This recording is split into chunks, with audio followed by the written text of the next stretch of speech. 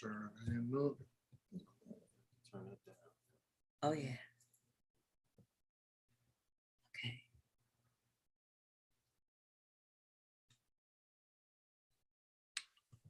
All they needed you was on that movie. Okay. No, let me go. I'll make this big. And we're live, right? Happy Hump Day, everyone. I'm so glad you're here with us. I got this, oops, I want my brassiere strap showing. That's tacky.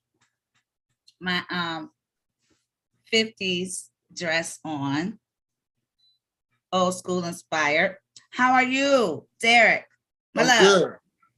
Now, I was talking to Derek a little something before we went live because I got a problem, y'all.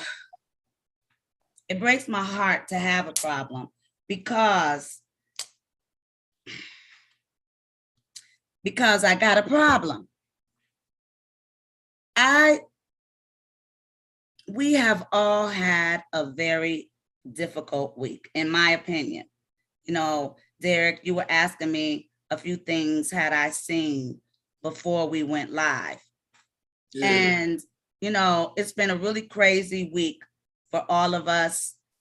We'll get into everything. We've got a lot to cover, but because I am a historian, I am a lover of my people, a lover of the arts. My brother JC,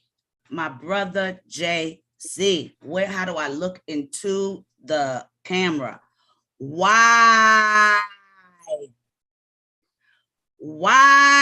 did you let this Michelin lip Brit rewrite our history?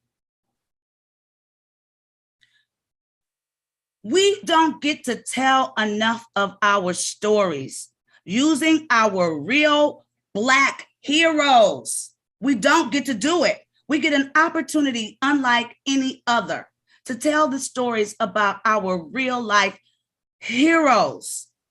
Bass Reeves is Jesus Jr. Y'all don't understand what I'm saying, but I'm gonna tell y'all, since Jay did not give him his flowers like he should have, we're gonna do it right here and right now. The first time most of you in America are hearing the name Bass Reeves. He should not be getting whiskey thrown in his face by Deadwood motherfucking Dick. Nate Love.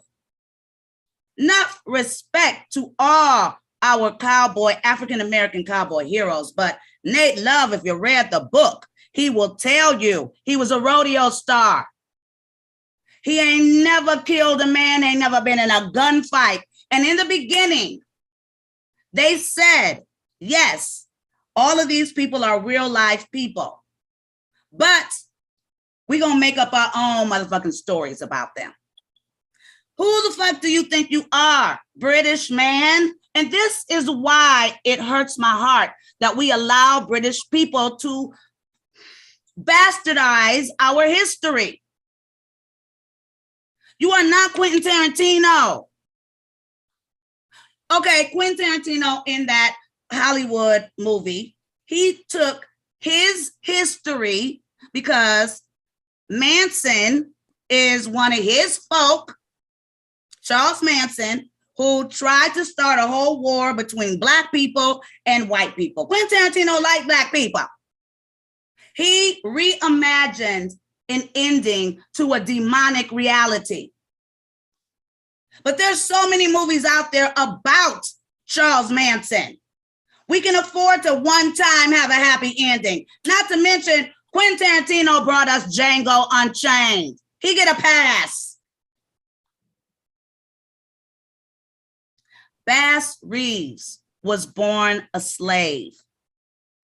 During the end of the Civil War, when everything was coming to a head, his father was also his master.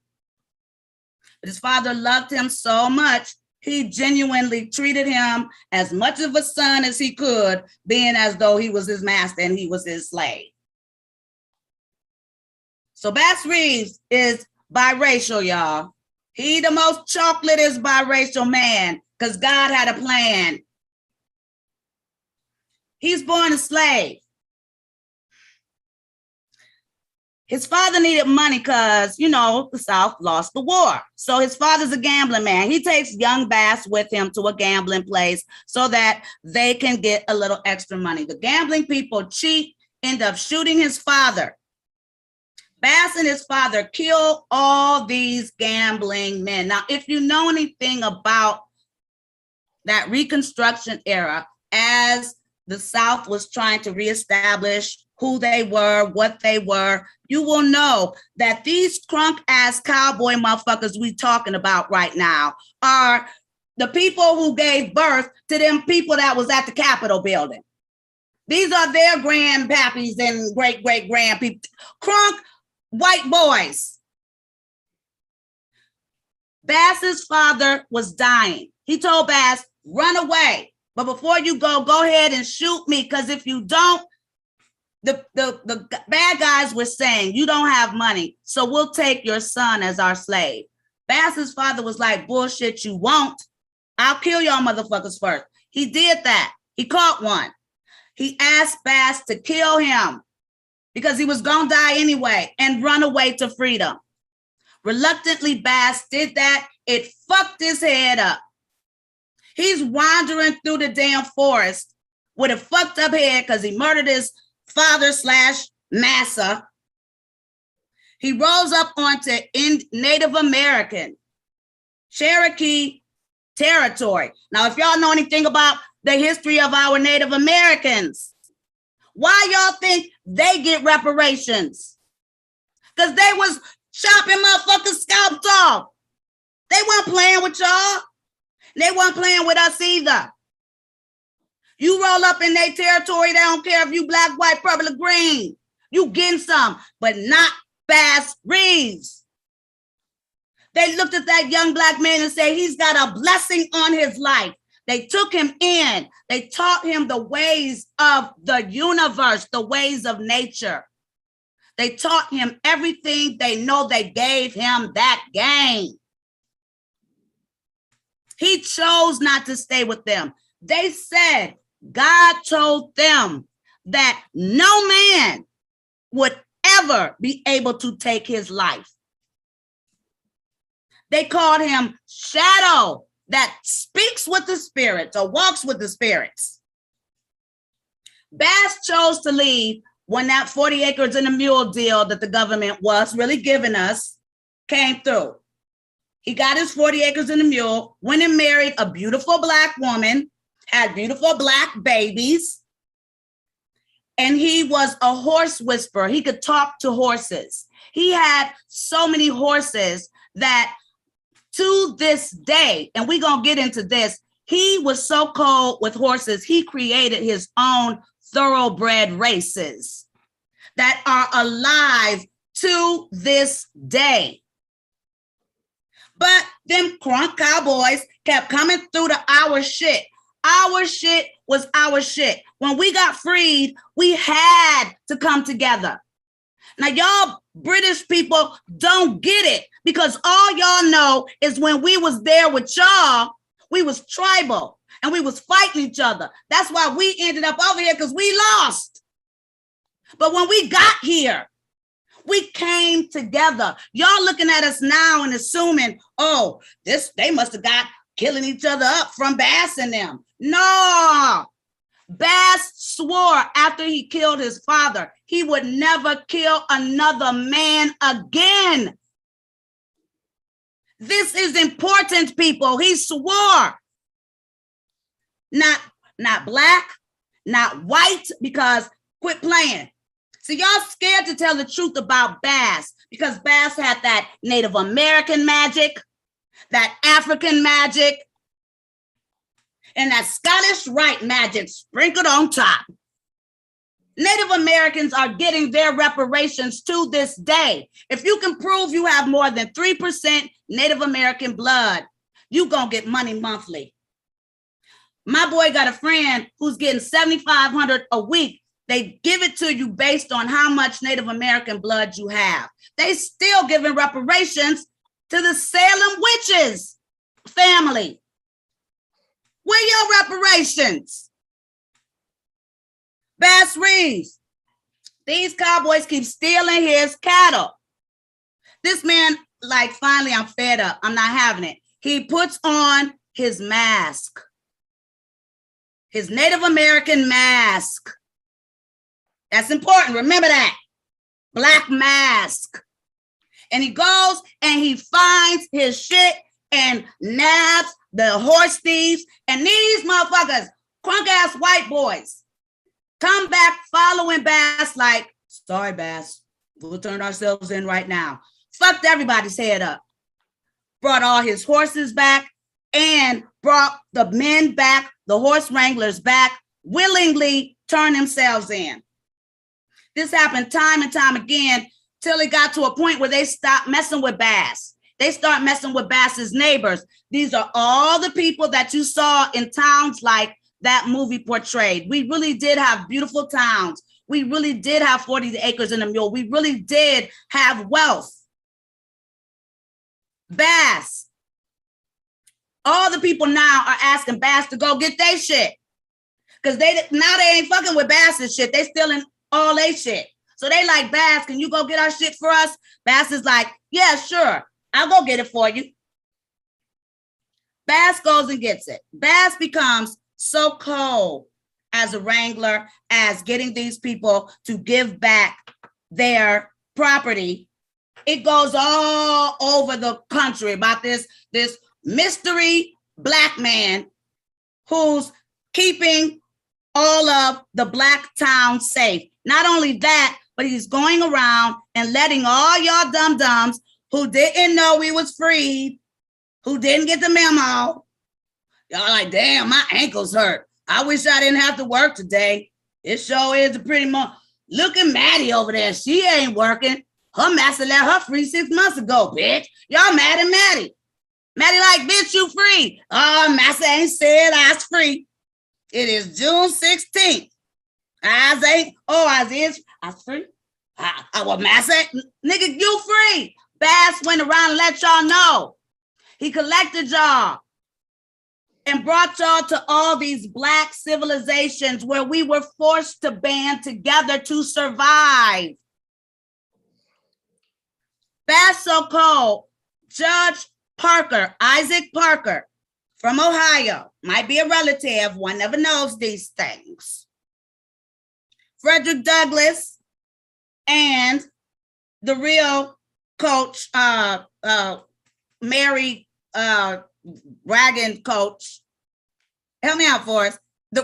Tell Judge Parker, yo, you going to Arkansas, you're setting up shop, gonna create a law, you need Bass Reeves. Is it like who? It's like Bass Reeves, you don't know, you'll never know. Put the word out, you want to meet Bass Reeves, he'll find you. You trying to Sure say enough. Stagecoach Mary. Sure enough, Stagecoach Mary, coldest female out there. But we'll get back to her. We're talking about Bass right now. Stagecoach Mary, first female to work for the Pony Express, delivering mail. Rode that stagecoach so tough, tougher than every man. Bass, dude, get out there. Sure enough, Bass comes. He marshalizes Bass on the spot. Has Bass bring forward 12 of his boys. Sound familiar? Marshalizes all of them. Bass single-handedly brings in, through the course of his career as a U.S. Marshal, 3,000 men, all alive. Be they Black, white, Mexican, Puerto Rican, green. He brought them all in alive because he did not believe in killing any human. That was the legacy he was leaving behind. Okay, out of 3,000, he did kill 14, but he said it was all in self-defense. I'm be honest with y'all. I can't nobody bring in 3,000. But come on now. Judge Parker dies. Out of the 3,000 that Bass Reeves brought in, all alive, all like, sorry, Mr. Bass. The biggest Pecos, the biggest hooligan out there, all came willingly was Bass. Sorry, Mr. Bass. He was so-called rich, all the money in the world. Every time somebody asked for an autograph, he gave him a silver dollar. He rode a silver horse, had the black paint on his face. Sound familiar to anybody? Yeah. So this man, after Judge Parker, after an illustrious career, Judge Parker dies. Of course, he brought in 3,000. Judge Parker only hung 59. That means this man got about 2,500 enemies out there. And Judge Parker's gone. The government is pissed at him. How dare this witch man bring in all these, how dare he clean up the Wild Wild West? Single-handedly. They moved him on out, no pension, killed his family. This man was so cold, he did an Isaac on him. He said he left home so much to clean up our mess that he was not there enough for his children. His son became an outlaw. This man went and wrangled in and brought his son in.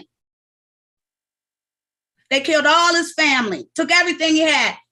At the end of his career, he's walking around the streets homeless. A kind white woman ran up on him and went and told the powers that be. They got him a house and gave him a job as a porter. Now, you may say, oh, a porter, that's a good job for a black man back then. But you went from bringing in 3,000 men for your country to shine in their shoes. Now you're dead. And the day he died, look it up, y'all, 1910. This is why I'm telling y'all he's Jesus Jr. The last breath he took, the 1910 comet went across the sky and lit the whole world up.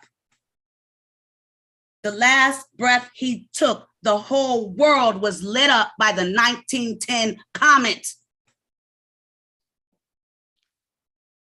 This man was no joke. Then they erase his whole history, his whole memory, and they make the Lone Ranger, slapping him in his face like he never existed. You ain't even ever heard of him, but I bet you heard of the Lone Ranger and his faithful Tonto. Tonto was his damn dog. They reimagined his life and made his damn dog a Native American man. And y'all want to introduce him to the world by throwing whiskey in his face.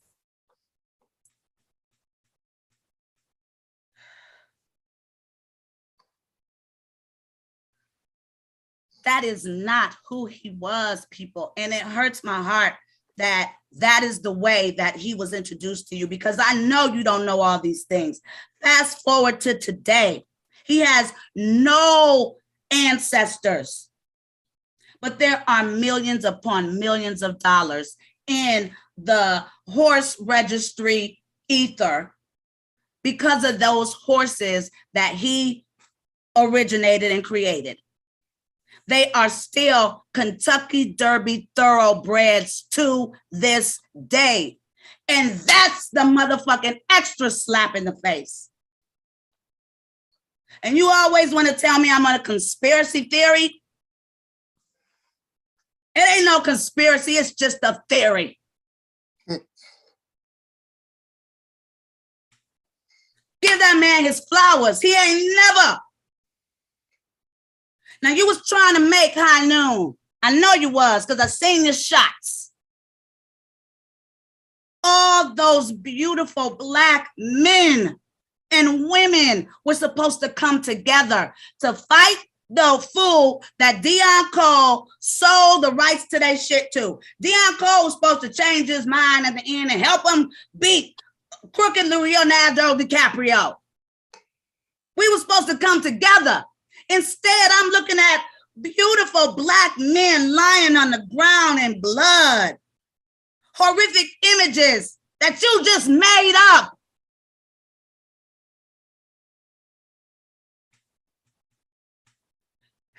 But you wanna go to White Town. Ooh, you sure got some pretty blue eyes. Let me shake your hand. You get to the Black Town, you kill them all. If you're scared, call the police. Don't do it to our heroes. We got to give these people their flowers. Bass Reeves would never have outright killed no Black man, ever.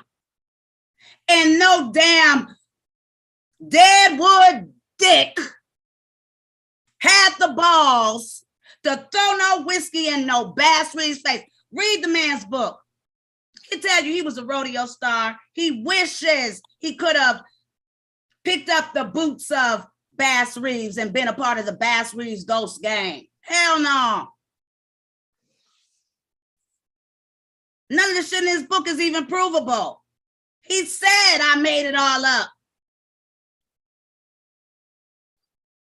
Cherokee Bill. The name says it all. You got to picture these people for us. First of all, he was Cherokee. Second of all, he never killed no brothers, y'all. He never killed no brothers.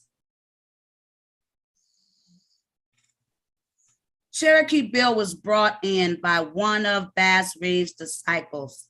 His name is Ike Rogers.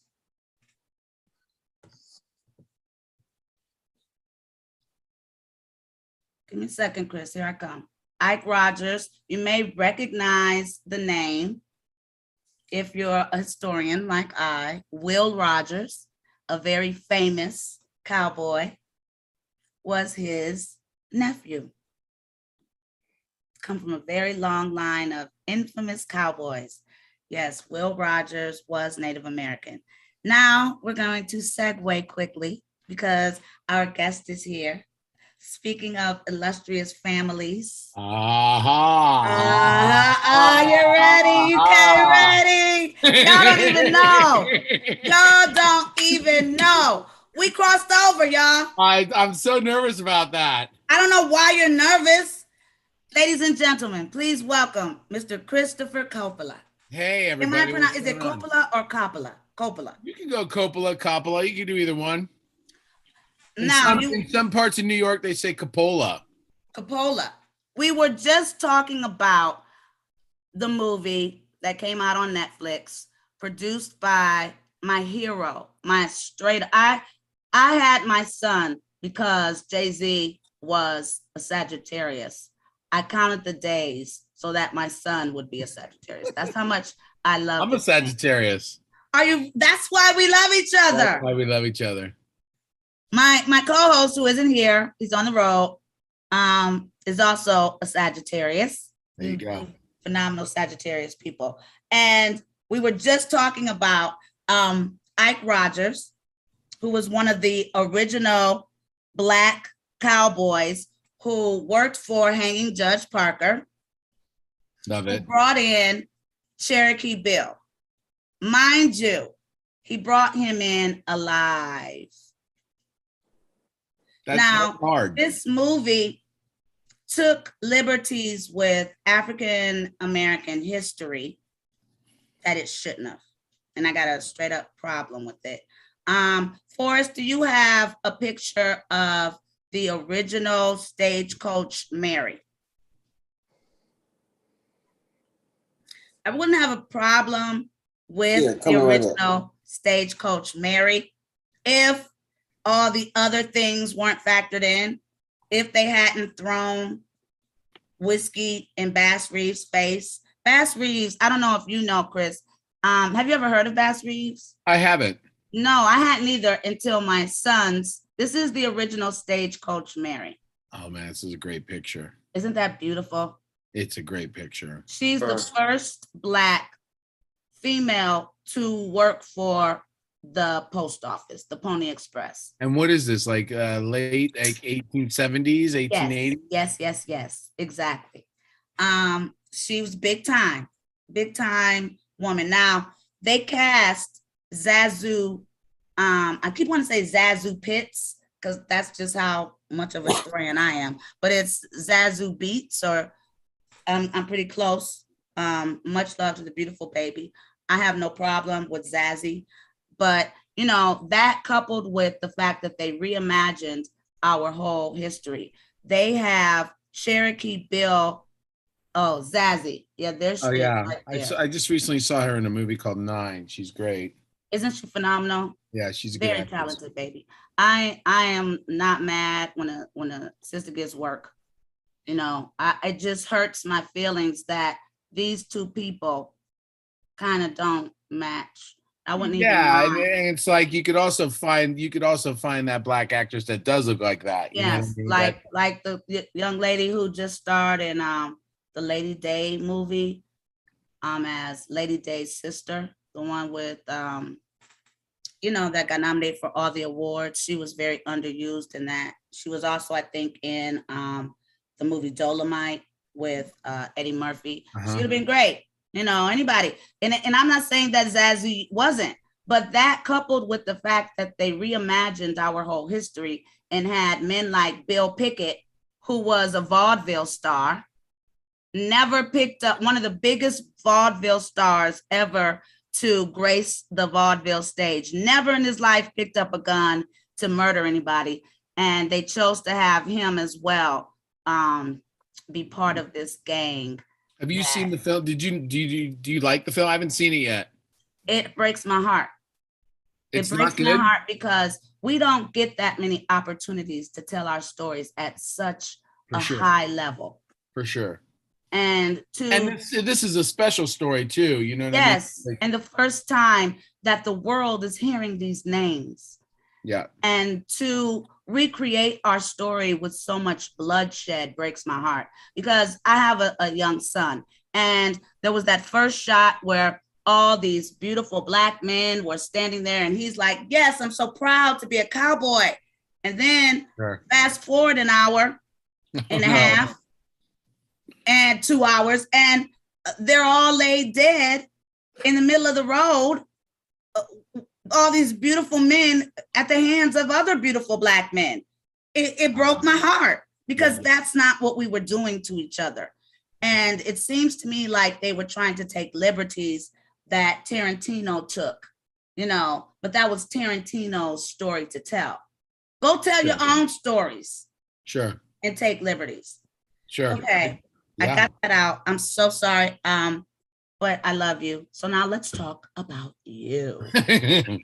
I just said the same thing to a producer today that came and saw our table read, and I said the exact same thing. You know, originally this whole idea, you know, listen, I'm trying to further my career, so I wrote a script that features me, and you know, you've read it. I've written a lot of really strong women, and I want the movie is about that, right? Like these really strong women just really fucking with this guy's life and really sort of maneuvering him, right, in a way that's you know, he's never experienced. And as we were talking about it, I said to them, I said, you know, this is my story. Right. And they just sort of went, there was like a 10-second pause in the conversation. So this is my story, and it's also the money that I've raised to make it. So this is my shit here. Okay, can we start from the beginning? Can we start all the way from the beginning? Sorry. Because I don't know if they know who and from what kind of stock you are from. Can we take it back to your humble roots, growing up as a boy where?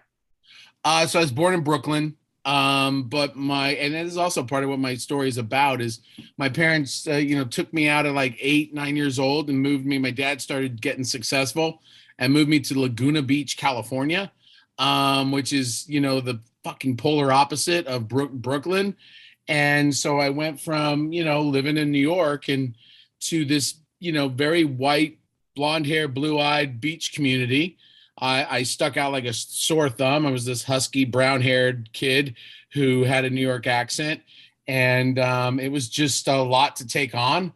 And I always just sort of felt like I stuck out. And there was a reason I left eventually. It was because I just didn't quite fit into that world. It was a great world, by the way. It wasn't like it was a bad place, but what did the job that your dad get? What was he doing that brought him across the country? So my dad was an engineer and started doing some work for NASA. Oh, and then I think he got in on the ground level of the whole computer, like hardware computer stuff, not like internet computer stuff, like chips and things like that, like the hardware of making a computer. And so he got into that world and just sort of, wow, that's big. And my mom said, I want out of fucking Brooklyn. Right. I want to go I want to go where I can just feel like I'm someone else. And so there we go. Can we address the elephant in the room? Your last name, your famous last name. Yeah. How so the old last were name, you? I'm not a Coppola technically, although we have traced the roots back to his family's also from Brooklyn. I was a long story. I'll try to make it as short as possible. I was a PA on a job, like a production assistant for a movie. And Francis Ford Coppola was best friends with the director of the commercial. Well, the director of the commercial was convinced we were family, right? He said, I looked like them. I smelled like them. You guys are family. So at lunch at the commercial, he called Francis Ford Coppola down. So there I am face to face with arguably one of the greatest directors. And so Francis and I whittled it down that his family left Brooklyn at some point and went to Detroit. Mine stayed. He made movies about the mafia. Mine was in the mafia. And then when we got into the story, it turned out that his great-grandfather, this is where it gets crazy, this is where we think we are related. His great-grandfather was Rudolph Valentino's composer. My great-great-grandfather was Rudolph Valentino's dance double. And right, the connection. So you guys got to do your 21andMe. Yeah. But did the connection, because you said when you met him, you were already interested in the industry. Yeah. But the fact that he was a Coppola, and I know somewhere in your family, they've said, we're related to that guy, or you've heard it or thought it. Yeah. Did that in any way draw you to the film industry? No, it did not. Although there is a strange love for things like The Godfather and The Godfather 2, and just thinking those movies were always great and not really putting the connection together. And then as I got older, and I think what happened with me, I always had the impetus, right? The desire to want to be an actor, right? To make stuff. But I never had the courage. And I think that's part of it, as you know, like when you get the courage to perform, whatever the art form is, whether you want to play cello, you want to be an actor, whatever you want to do, right? There's a certain amount of courage that comes with that you're going to just step on that stage and do it. And I think that it just took me a while to get that courage. I always had it in, I always wanted to do it, but I just never had the courage. I was doing little things that were close, right? Like I was playing football and I was playing basketball, and those things are in front of a bunch of people, you know what I mean? And those things are center of attention kind of things, right? And they're, I always wanted to be in the middle of like telling the whole team how to get fired up. Right, like, right. It was always there. Yeah, it was just always there. And then I finally got the courage. I know I'm probably beating a dead horse, but I find it interesting because Nicolas Cage is a Coppola. He sure is. Chose not to use the name. Hold on. He has a brother named Chris Coppola. Fucking weird, right? That's so that's before this whole weird. Cell phone world, that guy got, so this is a funny story. That guy got sued, right? Chris Coppola for something, I don't know what. So I'm coming out of my acting class in LA. This is like, I don't know, 2000, 2001. And I'm rolling down my window and this guy across the street from me goes, hey, you Chris Coppola. And I'm all excited. I think he recognizes me. Right. He comes over and he throws some papers in my right through my window and says, "You've been served." And I just about shit myself. I mean, I was so fucking scared. Like, what the hell did I do? And so it turns out I had to prove I wasn't Chris Coppola. You had to go to court to prove you weren't that Chris Coppola. But I had there was like some guy following me around for 2 days. Like he knew where I was hanging out and shit. Right. It was fucked up. Yeah, so I had to call the attorneys and say, "You got the wrong Chris Coppola, dude." Right. So did the last name ever come in handy? Is what I'm asking. Always, right. 100%. Because I met this man on Ray Donovan, and you were playing a phenomenal Italian mob guy. Do you get a lot of those roles? You know, I don't. You know, my son fell in love with you from the Monkey movie. So yeah, but I have a great story about you when we were shooting that, and this is my introduction to Paula, because I had heard about you, and you and I were getting ready to do a scene up on the stage with Ted Levine. I don't know if you remember this, and so Ted gets up, and Ted could be a little prickly, he could be interesting, and he did his little speech. He was rehearsing it, and you said to him, "Hey, he got done. You were being super sweet. You said." That was really beautiful or something. You give him a compliment, right? You know, an actor to an actor. And he said, because Ted could be a little prickly, "Why don't you go fuck yourself?" And he like walked off. And then you said, "That is a motherfucking diva. I know divas, and that is a motherfucking diva." And I was like, this is going to be the best 12 days of my life. And you're making me blush because it was crazy. He took what I said like the wrong way. Yeah, of course. And so the Native American man had to come over and defend me like, dude, she's Native American. I can look at her and tell what she's saying. I understand. Yeah. So he ended up readjusting his words. Of course. But he was like, I was hanging around Native Americans before you was even born. I know Native Americans, blah, blah, blah, blah, blah. And I was like, dude, I just said you were great. He told me to go fuck myself. Yeah. That shit fucked my head up. And me and you, we were like, what did he really just say that? He really did. You guys do not know what it's like being on a set. And people wonder why I'm always so paranoid and weirded out and don't want to go as a woman by myself, because thank God you were there. Yeah. And thank God you were there to let me know. I totally forgot about that. I totally I love that story. It's one of my favorite stories. He said some weird shit to me too later on. I mean, he said crazy shit to John Voight. Yeah, he says crazy shit, man. He tried to take John Voight's part. How the hell are you gonna come in and take John Voight's part? Then he was trying to take me. Yeah. Like, well, she would be mine. Like, rewrite the scripts. But he's so friggin' talented. Oh no, he's an immensely talented man. I was. So me and you, we're the nice ones. Yeah. And this guy goes off to do a million movies later. Yeah, but he doesn't do them with a smile on his face. How could he? No, he's definitely got something good. But he's a great actor. But I get the she's a bitch on set, you know. And I thank you for saying I was so sweet. I genuinely told him he did a great job. He told me to go fuck myself because he didn't think he did a great job. Of course he doesn't. And I think maybe that was his way of flirting. I don't know.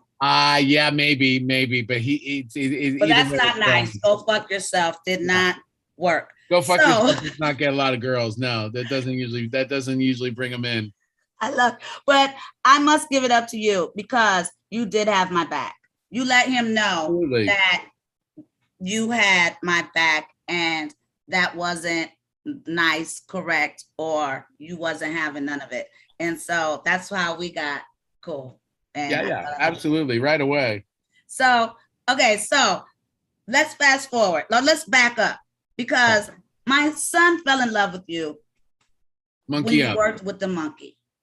Can you talk about how you work with animals? I have worked with way too many animals. I have worked with, let's see here, obviously dogs. I've worked with a woodpecker. I've worked with a beaver. I've worked with a giraffe in Africa. I've worked with penguins. I've worked with Ted Levine. I've worked with, let's see, is there anything? I've worked with a chimp. I've worked with a Kurupt monkey. Yeah, I think that might be it. I may remember something else as we go, but yeah, you know, it's really, you gotta respect him. You know what I mean? What's funny about that monkey is one of his cues is to Let's give a shout out to that movie, Monkeying. What was it called? Monkey Business. monkey up. Monkeying Up. Check it out. Go ahead. One of his cues. No, if you point at that monkey, it's one of his cues, right? He knows like certain things, and one of them is like he can flip you off.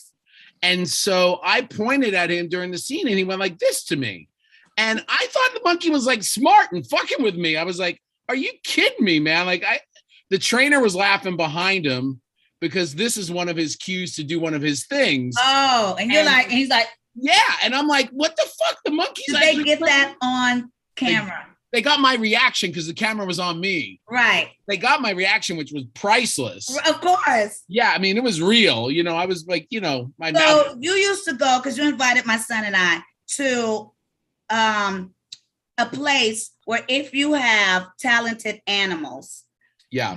you can send them to this place and get your animal trained to be an actor, a star. Animal Tracks. Yeah, I think that's the name of it. Animal Tracks. If you think you have the cutest puppy in the world and he can make some money, like my crazy dog, send him to Animal Tracks. Now, can you talk about how you worked with that company? And do they only take in strays, or how does that? No, so they take in abused animals, exotic animals mostly, right?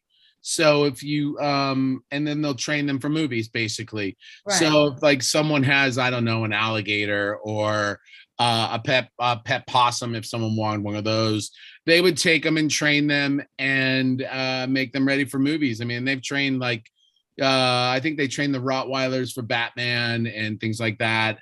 They train all kinds of stuff. It's a great place to go. Right, just to take your kids. Yeah, I mean, it's better than going to the zoo for sure. Yes, and you played the bad guy. Yes, I played the bad guy. Steal the monkey. Yeah, I'm trying to find the exact correct name in case anyone wants to actually go to check it out because it's really cool. Well, we've got this poster right here. That's not it. No, that's the movie. Yeah, Animal Tracks is the name of the place. Yeah, that's the movie. That's absolutely the movie. Oh, okay. So now you've had an illustrious career. You and myself, we do a lot of character acting. Yep. And like you mentioned earlier, you decided to write your own film. Yes. And instead of you going to the Netflixes and going to the this and going to the that, you told me the most inspiring story of how you got $1 million. Yeah. Handed to you. Well, yeah. By an Indian man, Pakistan. Yeah, no,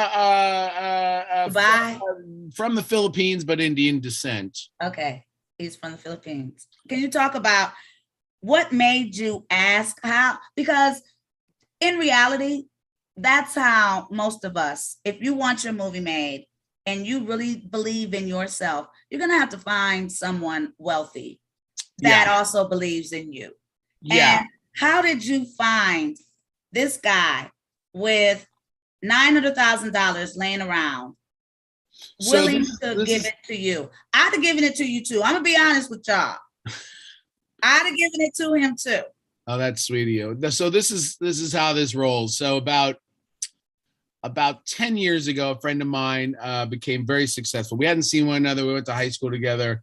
We got back in touch with one another, and he was down here in California. He lives in Texas, and he said, come see me. I'm at the Ritz-Carlton. I was like, oh shit, okay. So I went and I met him at the Ritz-Carlton. He goes, what? It took me a half hour to get to him. Like I was about a half hour late. He goes, what happened? I go, well, I didn't want to pay for the valet parking. So I was like driving around trying to find it. He's like, oh, dude, I'm rich now, man. I'll take care of it. Don't worry about it. I said, oh, okay. And so he explained to me what's going on in his life. He owns the largest, now I think it's the largest law firm in Texas. He married into some good people there. He married, I don't know if you know who Roger Staubach is, the football player. Yes, I know who that is. Old head. So he married his daughter. But like Hall of Famer.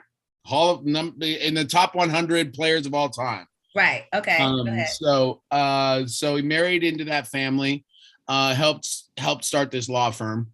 And as you know, he'd been paying attention to my career, which was a working actor. I'm very proud of that. But as we became friends again, he said, how can I help you?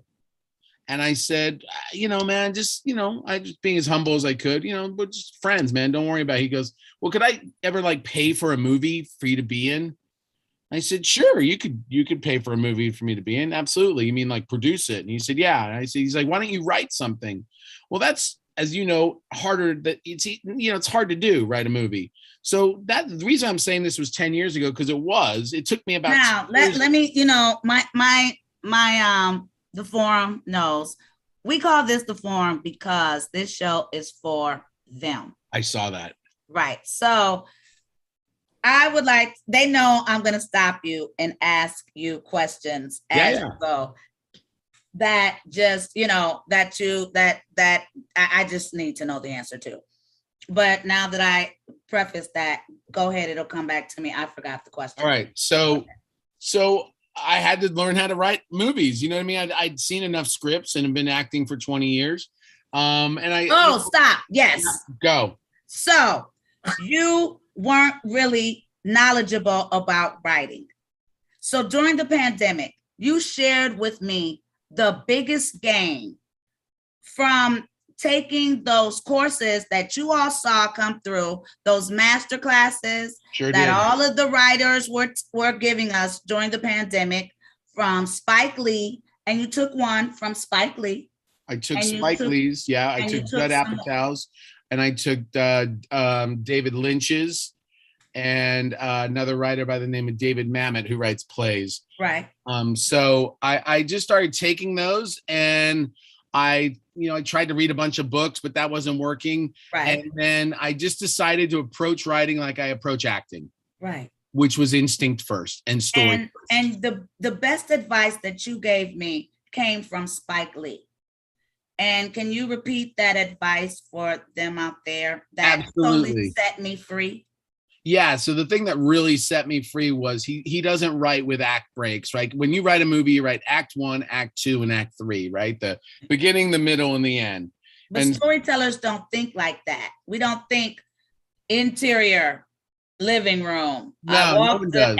7:00 a.m. But exterior. But everyone tells a story just like that. Right. So they just don't realize they're saying it, right? Right. You're doing that. Everyone starts a story with they start a story. So it was Saturday night, last Saturday night. Right, exactly. And that's what that is. That's exactly what that is. So, but Spike suggested that you ignore all the technical stuff and tell your story. Tell your story and get it on paper first. The technical stuff can be plugged in, right? Like with any other, with an app. Yeah. I mean, it's like any other. There's an app for that. So that's kind of what I did. It's not kind of what I did. It's what I did. First, I wrote a script that that you didn't see, that I just wrote like a pilot. I just wrote like a show. It's nothing to do with the one that I created. And then I created is spectacular. And I'm not just saying it. You have created some phenomenal characters, female characters, like your pretend play uncle, which, we all call him your uncle anyway. I thought it was your uncle. But he created the Godfather. You've basically created the Godmother. Yes, I have. And the I guess what I'm trying to say is knowing that you already have the money, put a pep in your step and made you pump your chest out. That made me proud to be a part of your journey. Yeah, the thing that it gave me was, especially talking to people who want to make it, and you saw there were some producers there that, oh my gosh, yes. And so, but at the end, halfway through my conversation with them, I just remembered, well, if this is a poker match, I'm holding all the cards. So I don't even have to talk. Right. So they came over to you basically like, well, blah, blah, blah, blah, blah. A little bit, and yeah. You were like, hold that thought. Yeah, that's exactly right. And even today, as we had a phone conversation, was more of that. It was like, I just went back to, I'm in the driver's seat. So get on board or not. Yeah, or don't, you know what I mean? In fact, don't, you know what I mean? I need to find people who are passionate. Your vision. Yeah. I need to see my vision. It's exactly. And your casting, hey, I don't know. I'm just saying it was on point. I loved your casting. It was really a beautiful afternoon, from the spread, because I love to eat, to the script. And that to me is the foundation of any project.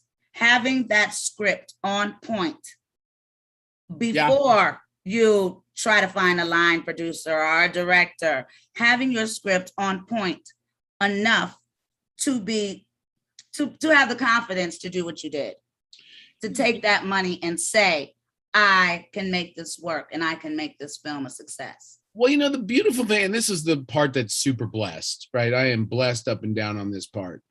The two sources of money want to see me succeed. And that is incredible. And they both said it because he was there. He had a part. Yeah, that was me. He was so good. Sneaky. He was so good. Sneaky. Yeah, that was. But that's smart. Yes, because everyone has a dream to be in a movie. Well, now if I'm giving you $1 million, you can throw me in it. Yeah, he used to be a Bollywood dancer, so it's not like he didn't know. Yes, and his wife was fly. Yeah, so he was really fly. So he knew what he was getting into. So I don't know. I just having that behind me, having that strength behind me, that these people want to see me succeed, and that's what I said today on this phone call was, this is my movie. And this is a movie about my character, and I don't want to lessen anyone else's. It's still an ensemble piece, but let's not forget why the money's here in the first place. It's to see Chris succeed. So let's help that. That's what we have to keep in focus the whole time. Right. And that's not being selfish. That's being honest. You have absolutely hustled this game long enough to have this opportunity. And who knows what it's going to do? Who knows what it's going to do? It doesn't even matter. Yeah. It's yours to do with whatever you want to do. If you take it to the moon or to the stars, it's your baby to rock. And absolutely. That is, I think, the objective of all artists. Yeah. To tell our stories in our way and share it with the world. Whether they embrace it, but it's coming from us organically. 100% could not agree with you more on that point, that when you get the business people out of the kitchen and you leave the cooking to the cooks, right? In this case, the artists, usually good stuff happens. The reason Breaking Bad was so successful is because they were on AMC and they didn't know it was the beginning of AMC, programming. Right. They didn't know what they were doing. They just said, go make your TV they show. Didn't have any expectations. No, no one was bugging them. We just gave them the money to make it. And is that where you're comparing your experience to? No one is expecting anything, so it gives you a freedom to be you. Yeah. Is that what you think? Yeah, absolutely. I mean, you gave me one of the biggest compliments the other day when you said, keep writing women like this, women that are strong and saying things that, that women don't get a chance to say a lot in film or in TV. And that's that was important to me. And you tackled race beautifully. You didn't shy away from it. No, not You at all. talk like we all talk. You said things we all say, with or without each other present. And it was real and loving and funny. Yeah, I'm trying to. That's what art is, right? That's art. Yeah, I mean, we're getting into such a cancel culture and woke and what is and what isn't, and to me, But the things that should be canceled get a pass. Yeah, and just like art is the one thing when we get to really all express ourselves, and whenever you're coming from that point of view, that's when we get to laugh at it or cry at it or get mad at it or see an opinion from a different point of view. And that's important. I think that's how everyone gets along. And maybe. So you mentioned that you are Italian.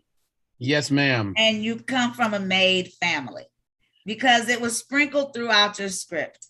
And I got to see a little snippet of it. I'm so sorry about that. I lived for it because I knew what you meant. His neighbor sees all the cars, hears us doing this reading in the backyard. He decides he wants to go get his leaf blower and blow nothing right where we are the minute you say action. Yeah. And you could tell it was just drama. And the way you nipped it in the bud, to me, let the powers that be know that this is real. I am not writing a Mario Puzo, not that there's anything wrong with that. I am writing from my own experiences, seeing my own uncles and father. Even though your father is this engineer, you were still right. You can have an everyday job and still be a part of the mob. So you mind if I share a picture with you? Oh, we love pictures. So I wish you'd have sent it. We'd have made it big. I know. And I love being the daughter of a made man from Cleveland. I love that you wrote my character so beautifully. Can you see these Italian guys with this gun? Oh, okay. Not really. Okay, so my heart. Can you send it to me and then? Yeah. So these three Italian men. I take my daughter down to see my aunt, and she's showing her pictures. And these are from 1934. This is how this whole mafia thing comes out. And my daughter's flipping around. She goes, "Who are these men with the rifles?" And my aunt goes, "Oh, nothing. Don't look at these. Why don't you leave the room now?" And so I go, "What's going on?" She goes, "That was Grandpa. This is when they started the Mob Inc." I go, "They started what?" She goes, "Yeah, they started a company that they were not part of any mafia family. They were hitmen who worked for anyone who needed a hit." Right. They were out shooting with their children and they took pictures. Oh my gosh. They were at work. Yeah. I mean, Hey.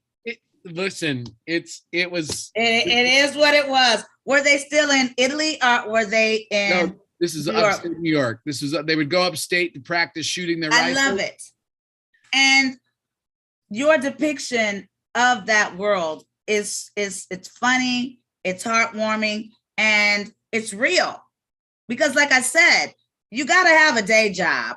You can't just be going out being a mafia hitman. You got to hide it somewhere. This isn't the FBI, so I just, I wanted you to come on and do exactly what you did.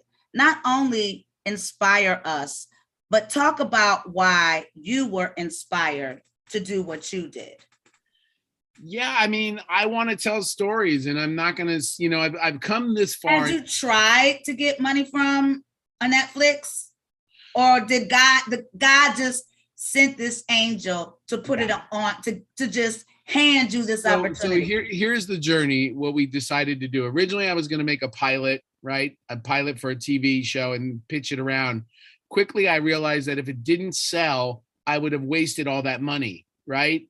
So that's when I turned it into a movie so that we could make money back for them, right? We could sell the movie and make money. And then after that whole journey is done with the movie, then I'll take the movie and try to pitch it as a TV show. Cause I have stories galore. Right. I have 2 seasons written already of that's why it's easy for me to pull. Right, little stories. snippets. And Yeah. it's a phenomenal, it would easily translate into a Schitt's Creek. You know? Yeah, I mean it's the TV show Barry meets the Sopranos. It's gonna Yes. always be funny, but there's gonna be dark moments. There are very dark moments, but it's not that dark. There are so many funny moments. Yeah, we're still pushing funny. I mean, because you're naturally funny, and the guy that plays your little brother and your older brother, or the younger guy and the English guy, Yeah, they're both phenomenal actors. yeah, really, Like, really great. The 3 of you guys together, it's so Three Stooges, but not. Yeah, No disrespect remotely. no, not It's at all. got that It's great. love of the Three Stooges without the idiocy. But then again, there is a little tinge of it because it's supposed to be. And the vulnerability that they end up getting Yes, because the of these women. vulnerability. These women make them vulnerable, right? They're Off top, yeah, the women are mom, the kryptonite way to them. they succumb to mom is the boss. Mom as the boss, you as this foxy woman that they can't seem to get a beat on and they're not sure about, right? Linda's really confusing to them. They just don't know how to make that work, but they do know that they really love her as a sister and as potentially a lover. I mean, Right. they're very confused with how Thank you. And very incestuous. yeah, they're very confused. And that world is incestuous. Yeah. And I love the honesty of that because, like I said, I'm from Cleveland. My dad was made. So all my godfathers were hitmen as well. So we used to go to picnics every year together called the Lunch Bunch, Oh, I love that. back in Cleveland, all the kids, and it was a select group of Black men that were hitmen for the Cleveland Italian mafia. Oh, wow. And they were made, by the Italian mafia.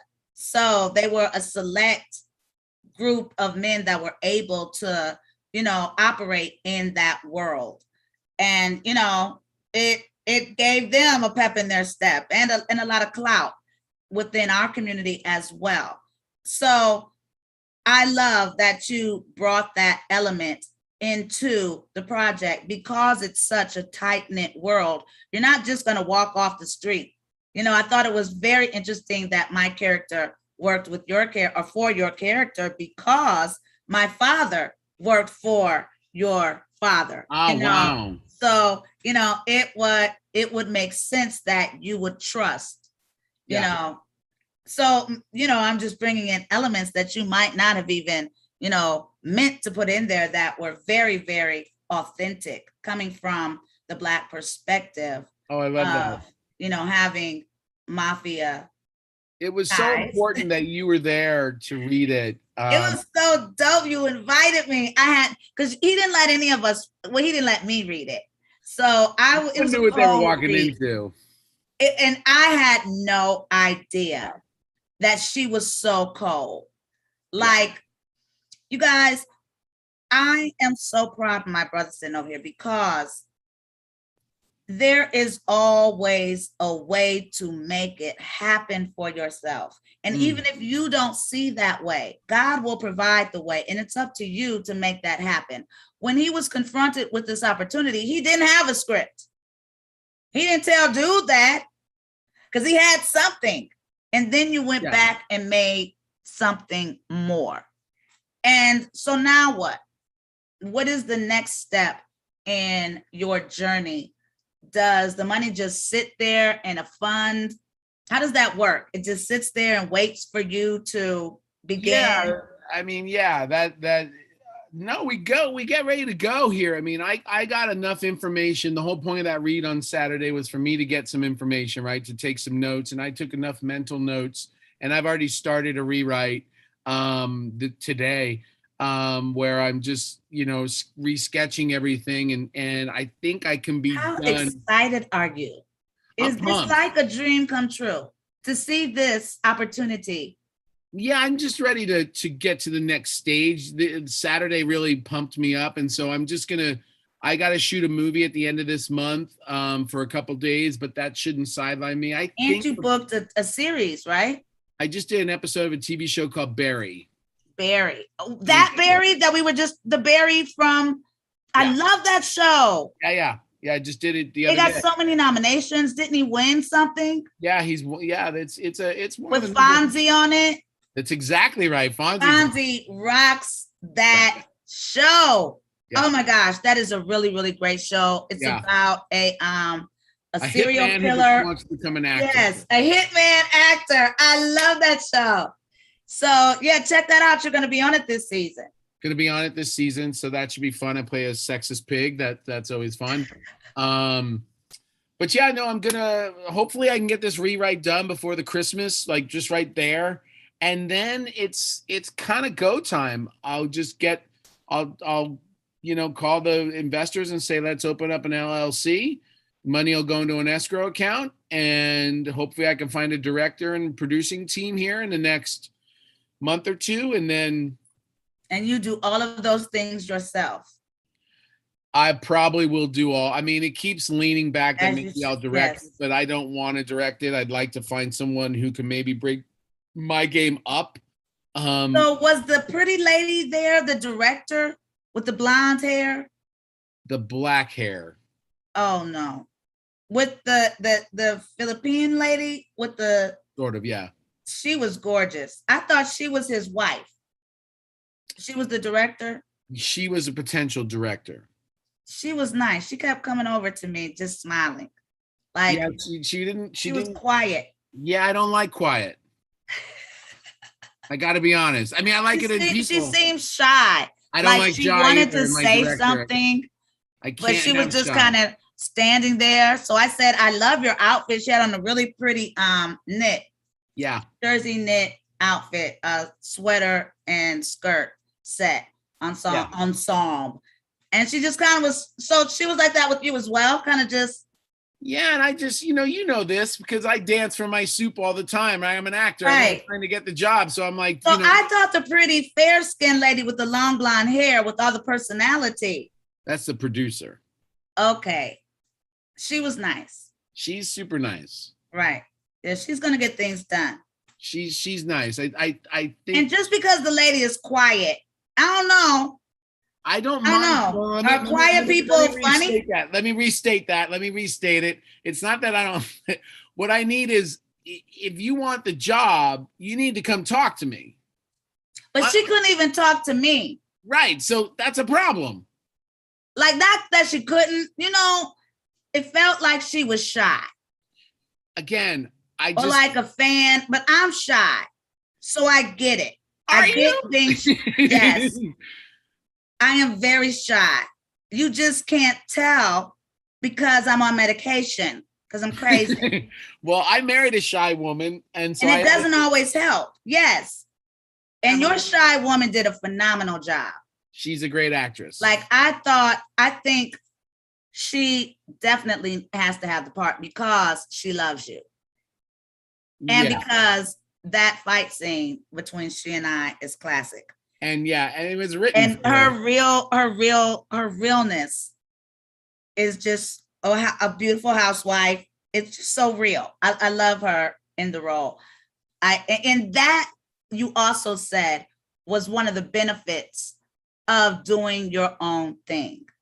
Yeah. Because, if you give it to someone else, it's not gonna be any of us. Like you said, it's gonna be, the fancy pants out there, the fancy pantses. Yeah. Then you start making sacrifices that maybe you don't want to make. Right. And it's a risk, but I don't think you have to worry about it. It's a risk for novices, but you've been in too many films. You know what it looks like, and you know what you want this to look like. You've done the work. So it's not a risk for you. You will land on your feet. If worse comes to worse, you'll take it to your play uncle. Well, the one thing is, and you know this, right, from being an actor, is I know what it's going to sound like. You know what I mean? Like, I Right. know what's going to happen. I know what I'm You going to hear it, you see it. Yes. I know what's going to happen when they say action. I know how Right. crazy I'm going to get or how emotional I'm going to get. So it's not like I'm That's writing. why you need to direct it.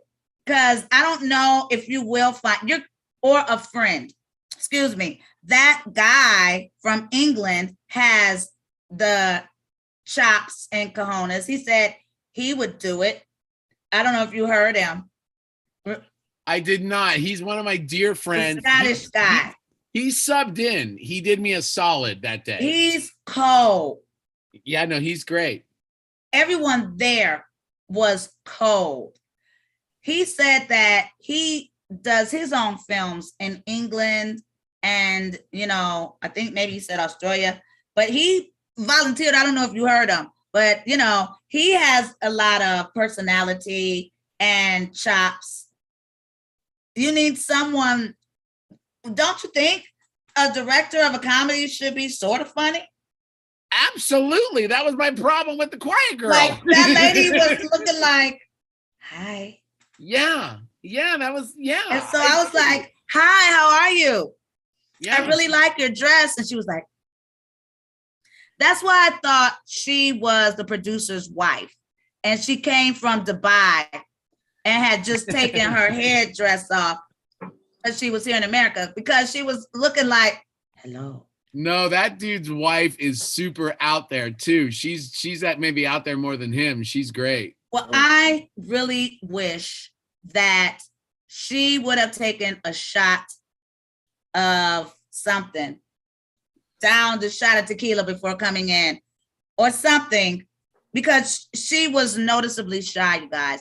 And as you see, that can be debilitating to someone in this industry, whether you're in front of the camera or behind, you still have to shine. She was beautiful from head to toe.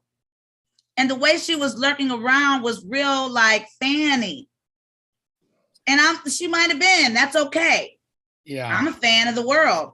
But Yeah, you I can't, shine every day. yeah, you can't let it show when you're supposed to be my leader.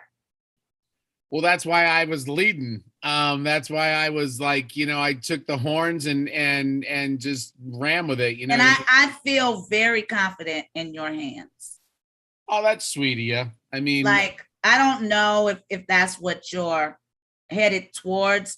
And I know you may not want to be Tyler Perry up in the house, but sometimes. Oh, I want to do it all. I want to direct for sure. 100%. You're just not sure. Go ahead, T. This is Derek. Okay. I'm so sorry. Derek, this is Chris. Chris, this is Derek. What's up, Derek? What's up, Derek is How you doing, a famous producer. He produces music Love it. for famous people. Love it. I forget all their names. Toronto Slim. What's the man's name again?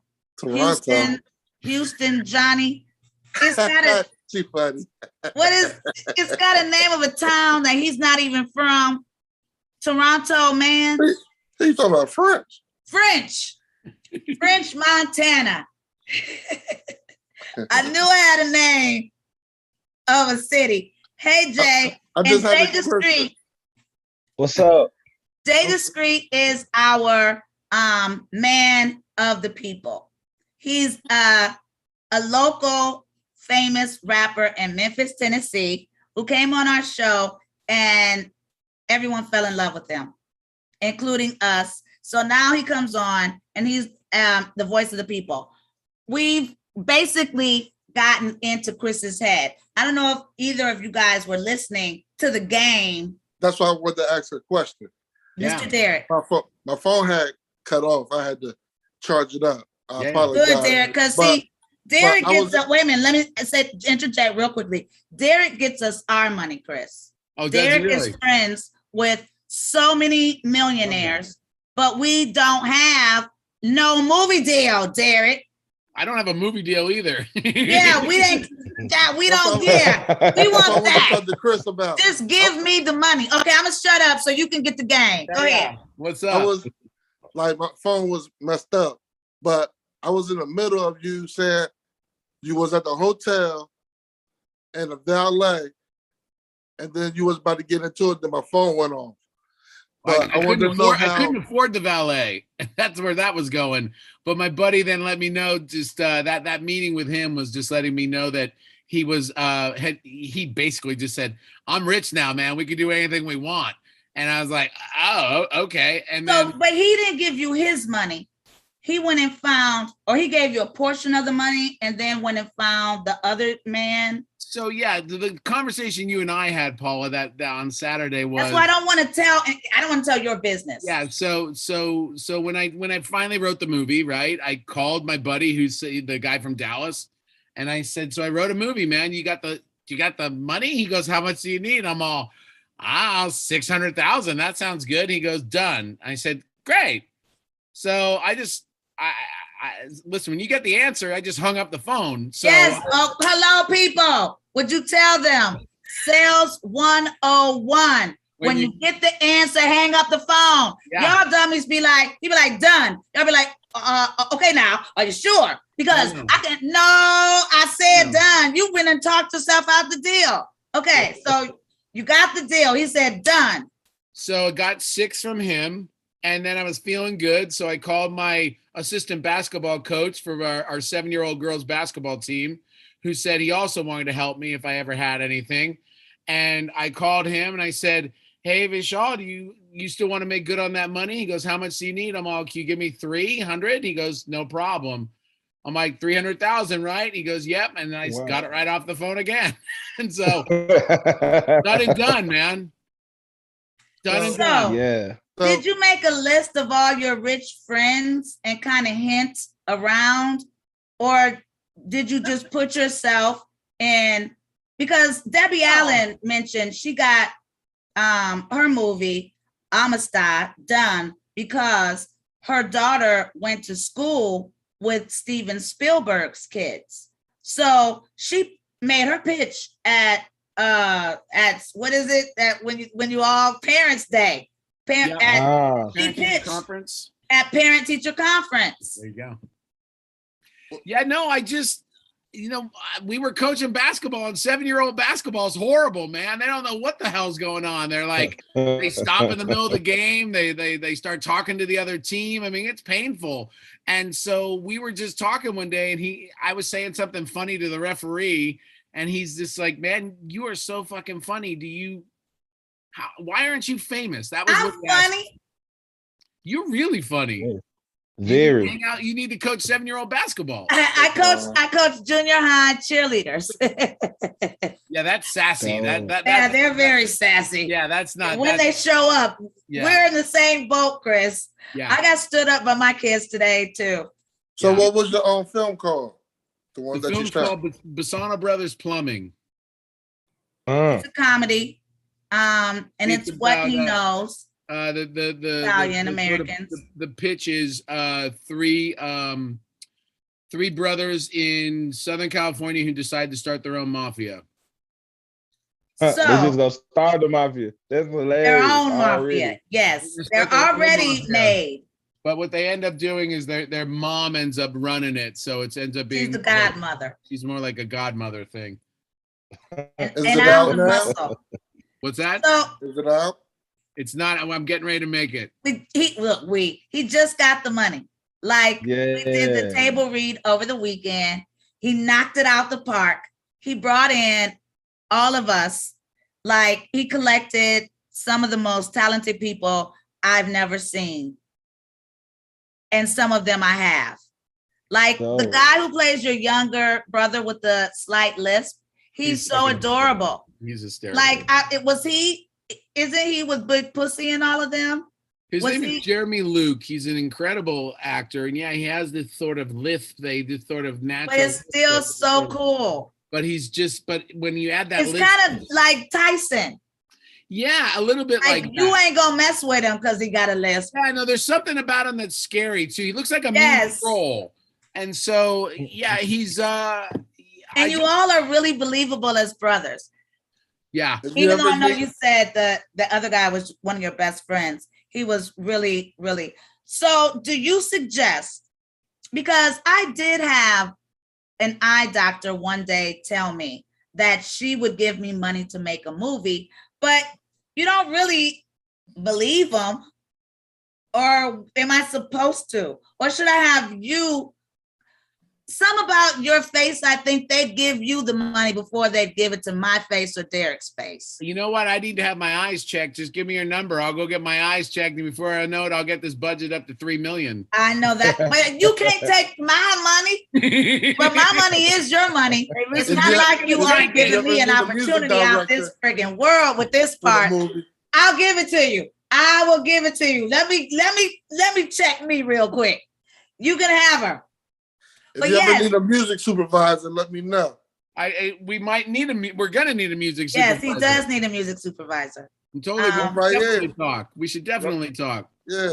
But I'm serious. That's my auntie right there. So you know. I'm dead serious. I will give you her number. Do I get like some type of finder's fee? There is a finder's fee. So you do get finder's fees? You get finder's fees. Yeah, you do. If you're doing like a percentage, or do I get like back end of the movie? I think it's just a straight up $3,000, but I'm not certain. Is there like a template? There's got to be, but like my dad $3,000. That's it. Well, that plus my salary. Yeah. So I get $3,000 for getting you, however, hundred thousands of dollars. Yeah. That's the going rate. Yeah, I mean that's the going rate. And then we'd have to like negotiate something else if the lady gave money. Is that how it works? Well, my investor the day before the read, he said to me, he goes, I invested in another movie and Netflix won't buy it because it wasn't a $2 million budget. And he says, what's our budget? And I said, well, it's $1 million basically. And he goes, so should we have more money? And I'm all, yeah. Get more in. Let's do it, man. Yeah. He goes, another $1 million. He goes, let's figure that out. I go, great. Let's figure it out. Yeah. So I'm going to find this lady and I'm going to give you her number because you said all you did was went to people that said to you, if you ever need money to make a movie, call me. And she said that. And look, you got your music supervisor right here. But I'm going to have you talk to her. Like I'll call her, I'm sure she'll remember me, but I think she'd come off $300,000 for. Well, you'd have to be a part of it. You'd have to be part of that pitch, though. I mean, she's not just going to give me $300,000. I don't know. I'm thinking Black people don't have money like that to give to each other like that. Like Kanye do. Who's Kanye giving a movie to? He ain't gave me one. Nah, I'm just saying money to give to people. Yeah, but I find the people that sponsor Black art are drug dealers. In all honesty, drug dealers sponsor Black rappers, Black actors, Black art in general. And because the job is illegal, it's kind of hard for them to be open patrons and to give the way, our counterparts give. But it's rare that you're going to be able as a Black person to go to, no matter how much money they have, another Black person and say, will you give me money?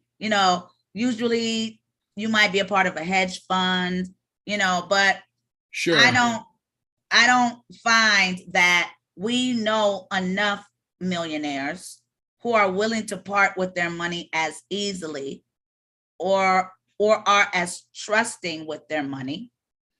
Yeah, this is a very lucky situation. I mean, it's not like a normal. I'm not going to call it luck. I think, Sagittarians are lucky, but I don't believe it's luck. I believe you're where you're supposed to be. Yes, it's your time. Yeah, maybe. And I'm glad I'm riding with you.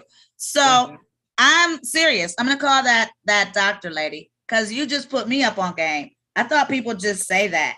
Like I never thought you go back and make them eat those words. Like I think that's why not, right? Why not? If I tell you something, why not when the opportunity arises, at least check and see. I Like will try for you you. miss all the shots. You miss all the shots you don't take. Yes, So I it's will like, try for hey, you. you say, hey, It's worth yeah. it. Yeah, I mean, this guy's like, I mean, the You one, try too, Derek. You try and ask, because I think French would give him money to make a movie. Yeah, whose money? Him? Me or him? No, I think French would give Chris money. oh Lord, If you went to French and asked French to give Chris money to make a movie and let French know that he could be the musical director or an executive producer, I think French would trust Chris with I have no idea. $300,000. I had no $300,000. idea. I had no idea He we throws were. at I'm strippers. feeling like this. I don't know. And that's the point that Chris is making. And I that's don't the know. point I'm making as well. But We it got as to be Black it got to people, be the strongest pitch. we don't said- ask. We don't ask. And Yeah. closed mouths don't get fed. That's why I asked, did he need a music supervisor? Yeah, absolutely. And he does. He does. I do. That's it. So That's how. French- That's how I can bring French in. Exactly. You know what I'm And saying? it's also a way, because right now, Jay-Z, Kanye, like you mentioned, 50 Cent is killing the game. Killing the Nicole, honey, I'm so proud of you. I am so proud of this project. The son, Michi Jr., you're a star, baby. And I like that lady Tasha Tasha. Smith. Oh my gosh. She said, My boy Forget the Jamal camera, she McNeil. behind. Shout out to Jamal McNeil. you know what I mean? I behind that see camera. you. That is what we are supposed to be doing for art. It is supposed to be our stories told by our experiences. Absolutely. And that's why I respect what you're doing. You're not trying to tell the story that you don't know. You're telling your story through your experiences. I tell you what, I can't wait to see it. In a comedic way. Yeah, that me too. That's why you gotta Like- ask French. And I that's like- my I like point. that. We don't ask. Well, French ain't gonna give you and me no $1 million to No, make a he's movie, not Derek. doing that. But he'll give it For to sure. Chris. For sure. No. But he'll give it to Chris. He should. Yeah. He'd be smart as a mug if he did, but he won't. But he give it to Chris. All I feel like this. And it would be an opportunity for him. I could bring him in, like, because I could tell him, like, I'm about to be a music supervisor of this movie. And, oh, yeah, you should come and talk to the guy. Come to the read. You know what I mean? Yeah. That's how I had to pitch it. I can't So say, pitch it. We're going to find some more. We're going to But see, find another but see, we million get for you, recorded Greg. right now. I'm gonna So find- I want I'm him to gonna go find a back and million. like, He's like, Oh, you I don't set need me y'all. I got this. I'm just trying to get y'all brothers some investment opportunities. Yeah. but nah, we definitely can talk, Mr. Chris. Like, Yeah, absolutely, man. I And bring congratulations again on the funding you got so far. That's That's amazing. huge. Thanks. Yeah. It's a miracle. It In is. It's a today's total miracle. days and ages, when don't nobody have two quarters to rub together, you've been gifted a windfall, a blessing. And I know no one deserves it like you do. And I'm so proud of you. And I'm going to do all I can to make it happen. Now it's around that time where, what were you gonna say something? We start talking about you in current the events. movie. You in the movie too, huh, Miss Paula? I'm doing that movie. And then after we get that one done, we doing more movies. I'm doing the real story of Bass Reeves, y'all. Ah, Not yeah. the made up one from the Michelin tire lit man in Britain. Goodness gracious. So last week I had a bald spot. I told you all that I gave myself a bad perm. And they put up this horrible picture of me on the internet, in my queue somewhere, of this lady with a little comb over and alopecia. So it was really not nice because she had alopecia. But I bring that up because this is what I had on my wall. Now I got this picture. If any of you watch my TV shows from Family Time. Now I kept it because I didn't want them haters keeping it, throwing darts at it. I knew that's what that was. I know what y'all was gonna do about throw some darts at it. So I put it up on my wall because it's part of my memorabilia. I would just like to tell Mr. Jock Webster II, we manifest what we give attention to. Yes, this was the picture. And I had I admit it was a nice little comb, a chunk. And I had 2 little strands combed over it. But that's mean, y'all. This lady is not. Yeah, that's somebody. Yeah. You know what I mean? Don't put stuff like that on me. I put it on myself. And that's my point when I mentioned Jock Webster II. We manifest what we give attention to. Now, before we get into Mr. Jock, I am taking my vitamins. If you're worried about me and you all want to know how to grow your hair, I'm sure Chris, you have, my husband is bald too. Sexy bald men, but bald ladies, not so much. Take your vitamins. I take my 1 a day, which is a Centrum. And then I take a hair growing vitamin. I like bio something or another. But this segues me into our boy, the football dude, who decided to take his vitamins instead of getting the vaccination. The quarterback. The quarterback. Yeah. Aaron Rodgers. Aaron Rodgers, yeah. So, gentlemen, I tell Forrest all the time, omission is a lie. If I ask you where you were and you leave out pertinent parts of the story, that's a lie. All right, that's a lie. Would you all agree when Aaron Rodgers was asked if he was vaccinated and he said he was immunized? Yeah, a little play on words there, buddy. Yeah, he got smooth with it. Yeah, he sure did.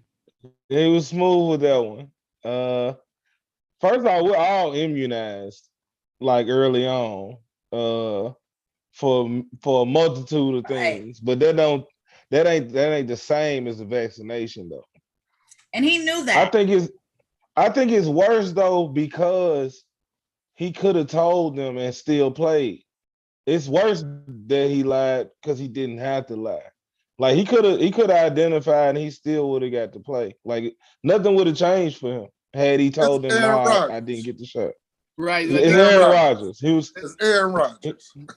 He still was gonna play. Yeah, absolutely. I think the only thing they were upset about was that if you're not vaccinated in the league, you got to do certain protocol. You have to wear your mask around.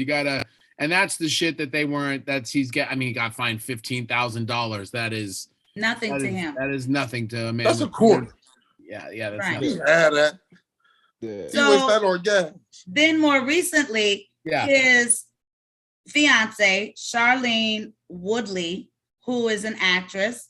You've seen her in a lot of great films. I think she's like the answer to the Jennifer lady from the Mockingbird movies. Like, you know, they kind of remind you of okay, yeah. Jennifer Lawrence. Right. She's like a Jennifer Lawrence ish, you know. Yeah. Like that. You know, very talented woman. Pretty little lies or pretty fires, pretty lies, something like that. Great, pretty lady. They're engaged. So she's like on Twitter or whatever, Instagram stories or whatever, like, fuck you all, you bastards. He's blah, blah, blah, blah. Oh, no.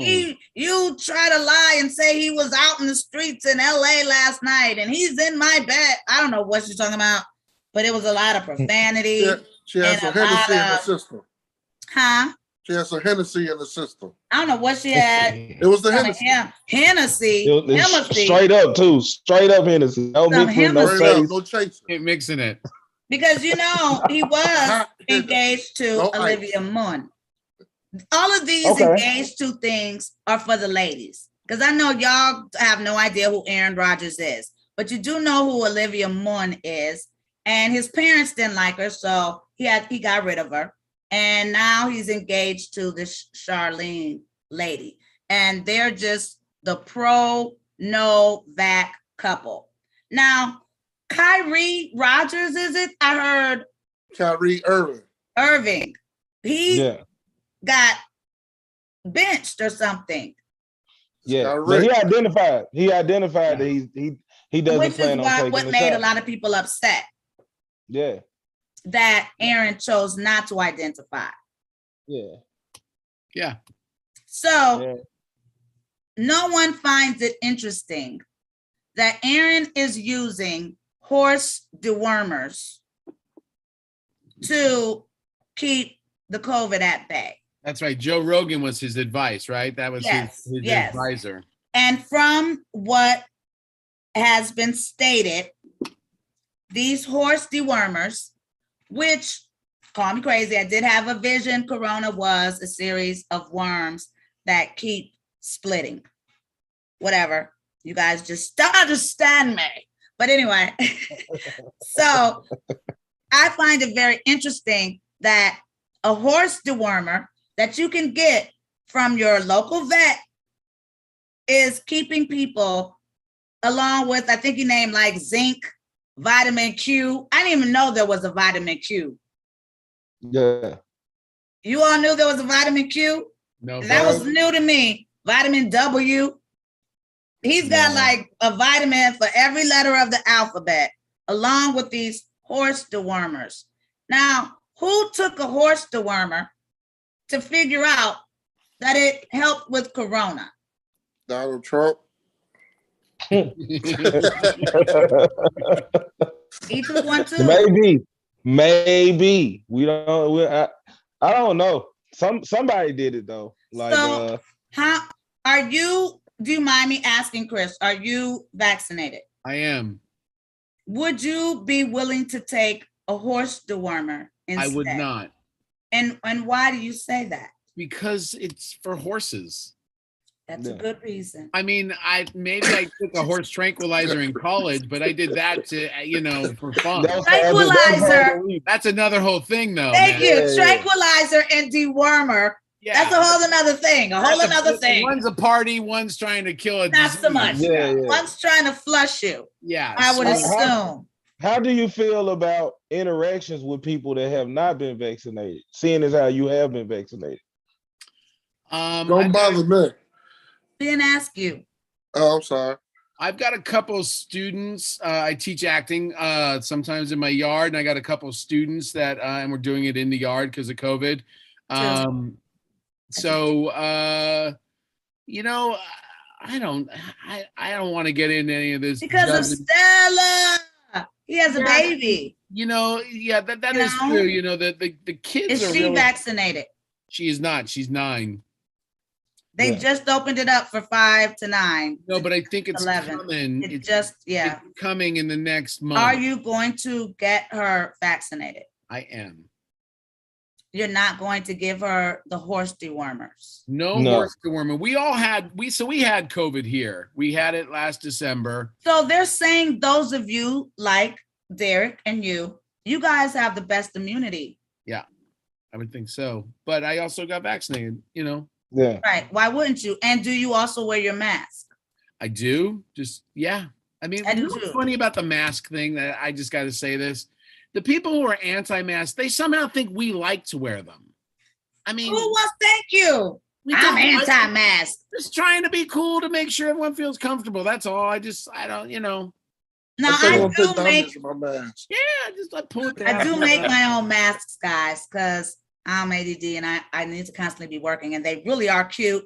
I will send you some. I'm definitely going to send you, your family, some, Chris, because you came on my show, and I love you so much for doing that. We're not done with you quite yet. I'm still trying to grasp my head around this whole thing. Now, America wants us to believe that it's the majority of the people unwilling to be vaccinated are Black. I think Aaron Rodgers coming out and saying that he is also not a fan of needles is very, very informative to everyone, because it seems to me like, Aaron, there are a lot of white people in America, not just America. I tried to tell you guys this last week, all over the world. Absolutely. Especially in France. Yeah. And Italy. They are and not Germany. telling you that, and where, babe? In Germany. I Yes. work for a German company. So. Yes. Yeah. They are not telling you. They are doing what Aaron is doing and acting like we're the cuckoo balls who are just causing herd to just fluff away. I think what Aaron did was, as cowardly as it was the most humane and honest thing that I think he's ever done in his life. And it took a lot of courage to say, I lied, to say, you know, white people don't like vaccinations too. You know, because I felt like people were pointing at Black people like, oh, you don't trust us. It's because of Tuskegee. You just scared of needles. You don't like doctors. No. We have the same fears and concerns for ourselves and our children as everyone all over the world. But I felt like Black Americans were getting a raw deal when it came to who was willing to, or who was offered opportunities for vaccinations. Would you all, anyone agree? Or I kind of agree. I think that we were made out to be the spokespeople for anti-vaccination. Black people were, because more of us were openly saying, I ain't doing it. That's what I'm saying. Yes. Yeah. It's not that other people weren't doing it either. It's just they weren't saying talking about it. But we're usually pretty blunt to be like, nah, I ain't doing this shit. Like, nah, right. I'm cool. Like, that's the only difference, you know? And then a lot of times the ones of us that are in those positions of power, we gonna be honest up front and say, I ain't doing, like Kyrie is leaving millions of dollars on the table every game he misses for not getting the shot. But he is determined that I'm not taking the shot. So whatever y'all want to do, that's what y'all do. Is that infringing on our rights, our human rights?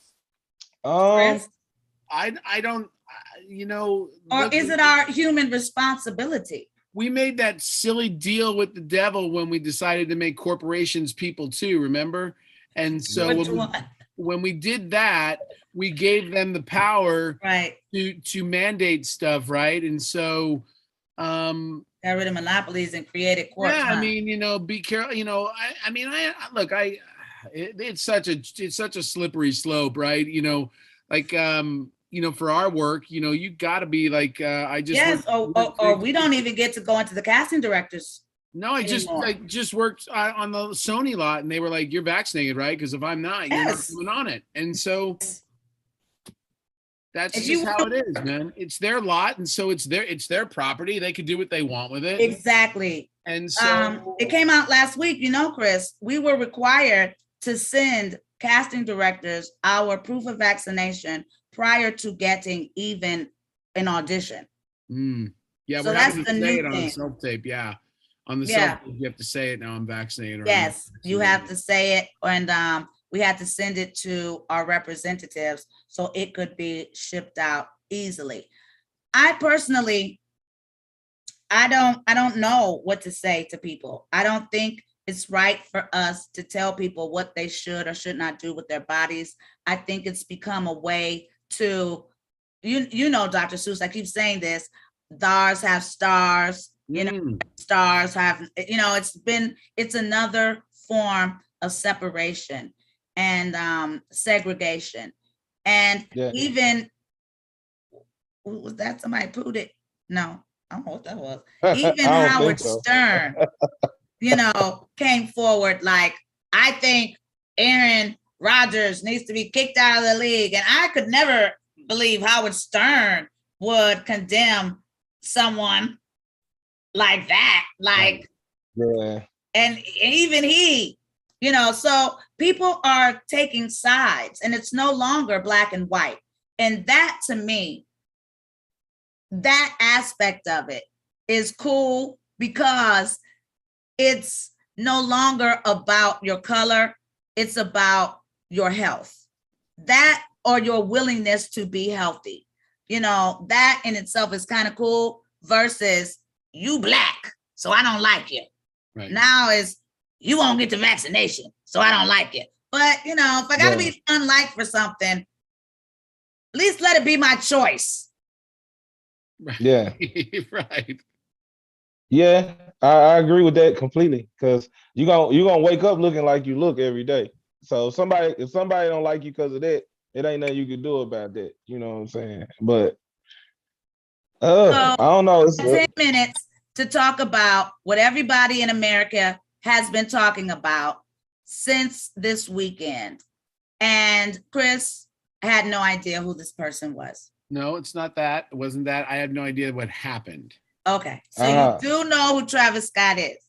I tend to, this is just my thing. If it's pop culture stuff, I just don't pay attention to it. I can go down the rabbit hole like everybody else. It's unfolded in front of me as to what it is, and it's horrible. So, Chris, Stella is 10 years old, right? Yeah, just about. So she says she's 10, right? Let's just say her and Wonderful come to us and say, I want to go to a Travis Scott concert. What do you say, Chris? Can she go? Can Stella and Wonderful go to a Travis Scott concert? 10 and 12. Because let's be honest, there were people 10 and 12 there. She's not going to the Carpenters at 12 for me. I mean, 10 and 12 for me. I mean, it's just not, we're not going to concerts yet at that age for me. That's just me. She's got to be a little bit older. I think the first concert I went to, I was in my teens. I was, I think somewhere between 14 and 16. Yes, me too. Prince. You know. And he tossed me his guitar pick. Oh Lord, that sounds dope. And I still have that's amazing. Oh, you can sell that. I'm not selling my guitar pick. You can sell that. I love it. Not the purple one.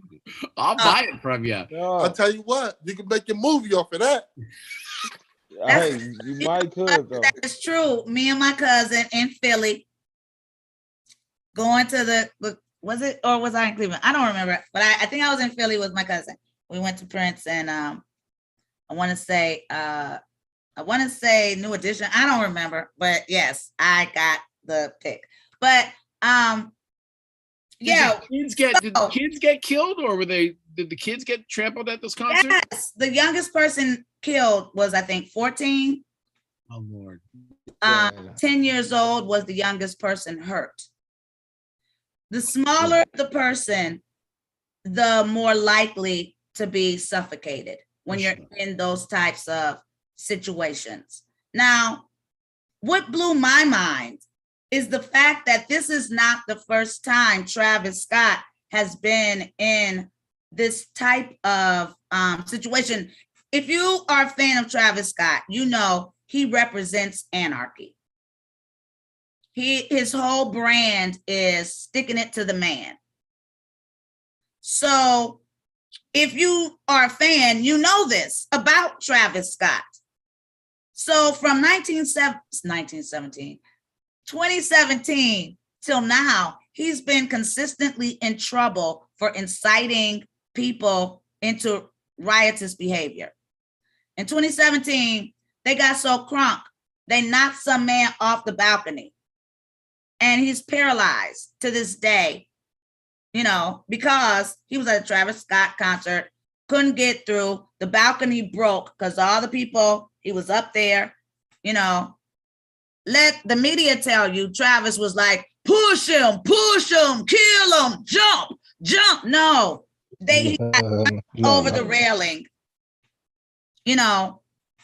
So that being said, you know what you're going to get at a Travis Scott concert. A lot of that footage of him egging people on, I would think, isn't that his thing? Isn't that what he does at all of them? Like, isn't that the whole gimmick? Act Yeah, up, fool. they Each other. I feel like it's wrong. Like he should have stopped it, but you know, when you're in the middle of your craft, it's just I saw a picture of the setup for that concert. So it's like the recent concert. yeah. I saw a picture of how the stage was set up, and he was on this like platform that was probably like 20, 30 feet in the air. While the kids was getting resuscitated, he was doing the robot, that picture. Well, nah, he was just still performing. So like I do festivals. Doing festivals, you can't really see. Like, and that's just, and I ain't on the Travis Scott level, but I do festivals where the whole stage is lit. You're saying you can't see. Now, yeah, he was standing there looking right at a little baby dying, and he was singing, yeah, yeah, yeah. Now, I may not have the right rhythm. Excuse me, Travis, if I'm messing up your staccato, but you were saying, yeah, looking right at it. Said he didn't see it. Looking right over here at the people in the ambulance.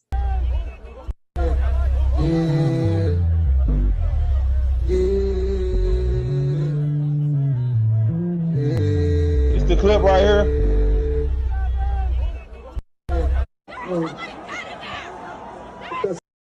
You see what I'm saying? You see him looking right at it. Talking about, yeah, all demonic-y. Yeah, I mean, he's on stage. I don't know what we don't know what he can see. Yeah, we don't know what he can see. I mean, it's on stage is on stage. And he also can't hear. I'll give him the benefit of the doubt. He didn't see people go tunnel vision. When they on that stage, he didn't see that. He didn't see the ambulance with the flashing lights, and he was standing there doing the robot when he did the robot. But he did see. But he did see all the way over in the dark on the other side of the stage, a man hanging in the trees.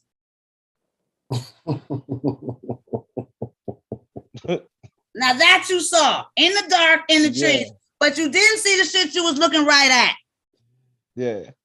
I mean, it's a ugly situation because go ahead. It's his show. It's his show, so he gotta take some responsibility for it anyway. I don't think he thought these people were dying. I think he was probably possessed, because that's what that music does. But I don't want y'all calling me conspiracy theory later. Yeah, there you go. Oh no. Turn the lights on. I think I see somebody in the tree. Turn the lights on. Turn the lights on. Look at these people. On. Make some noise for my boy right there, hanging in the tree right there. Now you see that. Noise. Everybody put a middle finger up to the sky, because my boy ready to rage. My boy want to rage. This is not the first time he's asked everyone to put a middle finger up to the sky. After he was told the first person passed away, he asked everybody if they were okay. Those of you that are okay, put a middle finger up to the sky. Now, putting a middle finger up to the sky is one thing, but if you got demons behind you and demons on your shirt and demons on your poster, and you asking us to put our middle fingers up to the sky, I don't think that's nice. Maybe if they might be. Go ahead, Chris. So did he knew someone had died and he continued his show? Yes, 40 minutes beyond the first person he knew passed away, he continued the show. And a lot of people have speculated that he did that to help people get out in an organized fashion. Okay. Kind of like how Nero fiddled while everybody ran from the Vesuvius or whatever, the thing exploded. You know, in that way, or how they fiddled while the Titanic sank. You know, this is my speculation. This is why I'm thinking he continued, or I'm hoping. You know, there are others that speculate he had to finish the ritual. You can't stop in the. Oh, who said that? Just be quiet. Like in the streets. I didn't say anything this time. All I'm saying is, if you don't want people to think that, or you just don't care what people think, God think things. And you are going to bring things into your life that you don't understand and that you don't want none of. People were in the audience prickling people with deadly shots. So one of the security guards got pricked with one of the shots, and they were quickly able to give him that thing they were able to give the baby Demi Lovato, which saved her life when she had overdosed off of fentanyl, which is the latest thing. You're supposed to buy this ICAM stuff, Narcan or Norcan. When you buy your deadly drugs, buy your deadly drug saver at the same time. You can't buy the deadly drugs anymore without the deadly drug saver. Oh, so they were able to give this security guard the Narcan, which revived him. They found out that more than 8 people had also complained about being shot in the neck with an unknown substance in a syringe. 8 people passed. So a lot of, I'm sure they were hoping Jay and Live Stream or whatever it's called, Live people. Live Nation. Nation Time. Live Nation.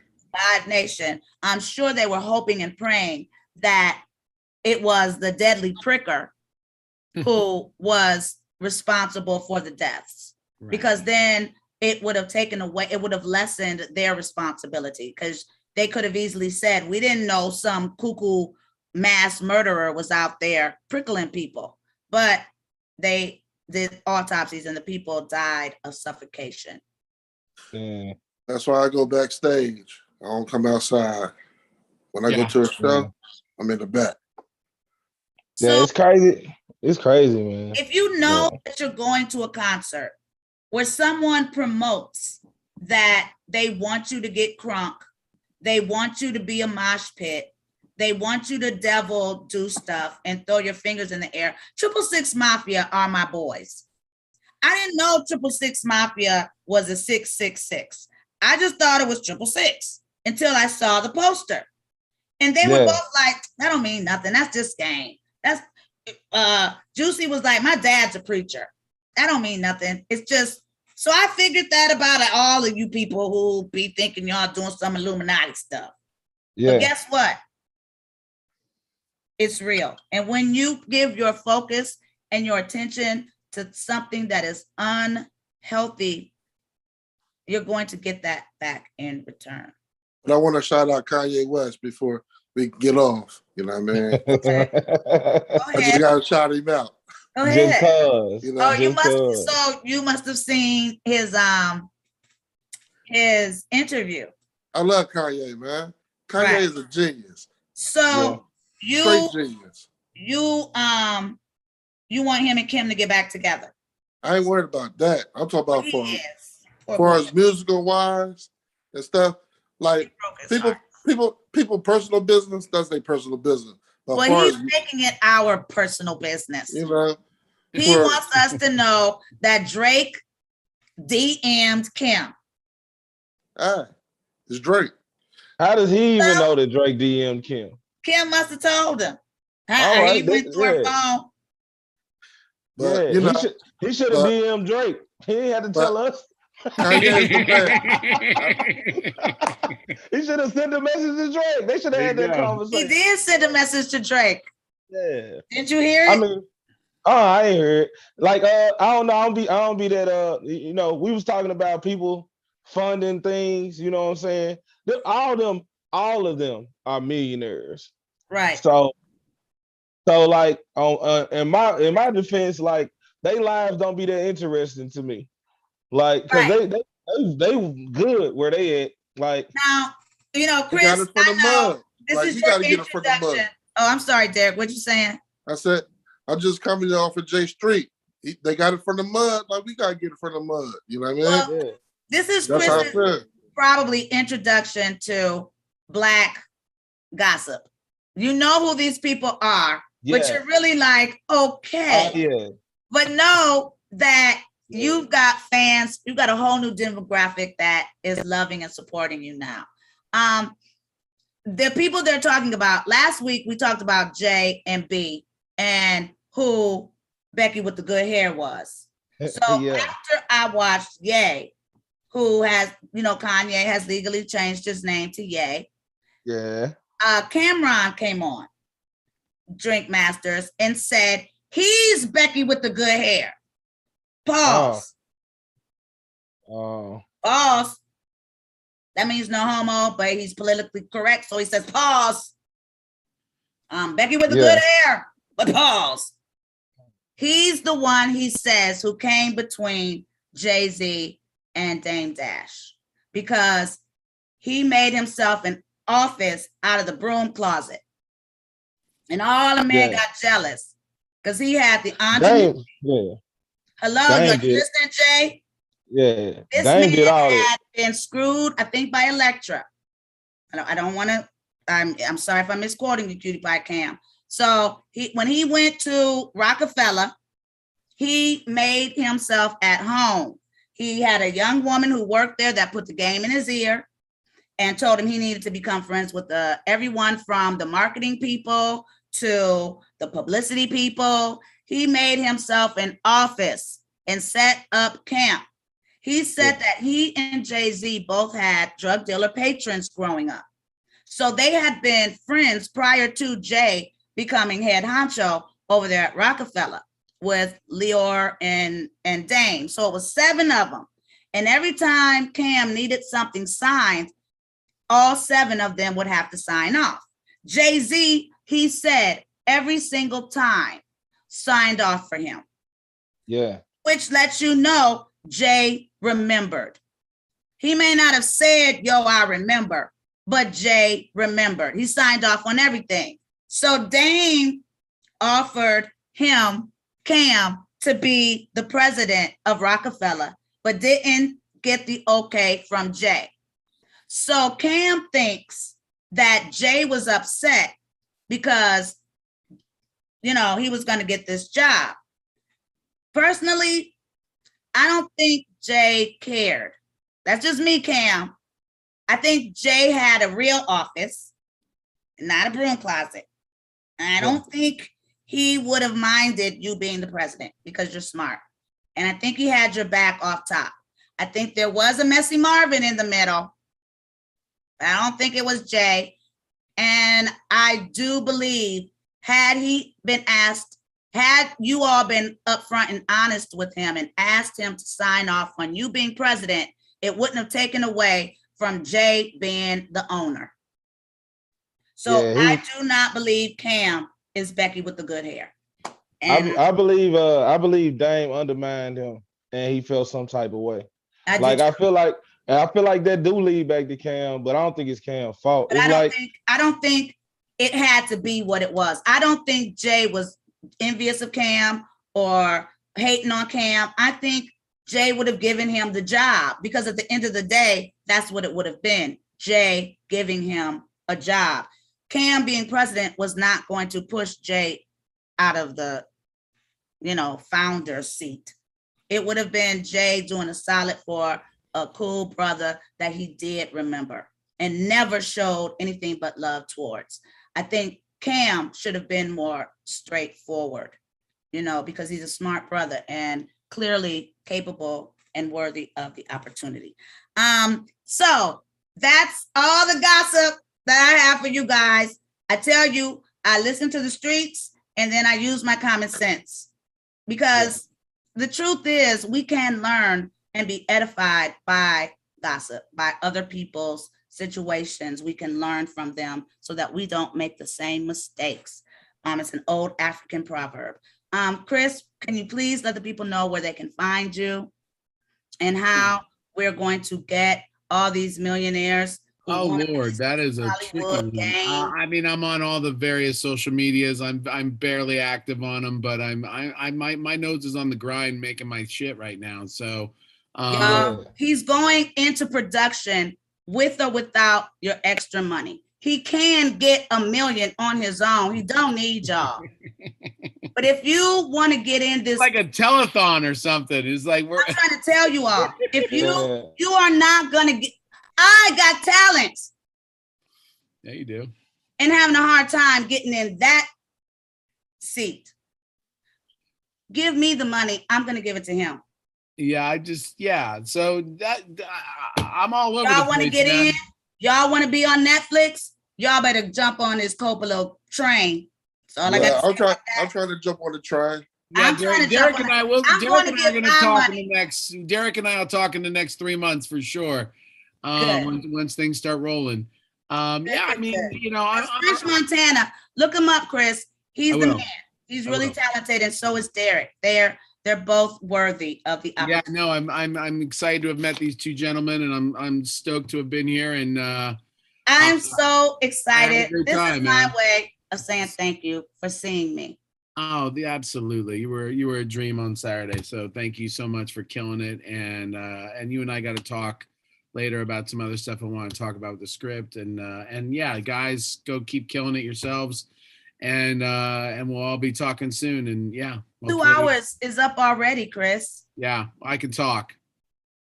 Yeah. You As look you like see, you're tired, Mr. did I Chris. let you talk? Do you Get feel like some you got rest. everything out? Yeah, I am tired. Derek can see that it's past my bedtime, man. Yeah. Do you feel like you got everything out? Did I talk over you too much, Chris? Oh man, you were great. You were great. It was great.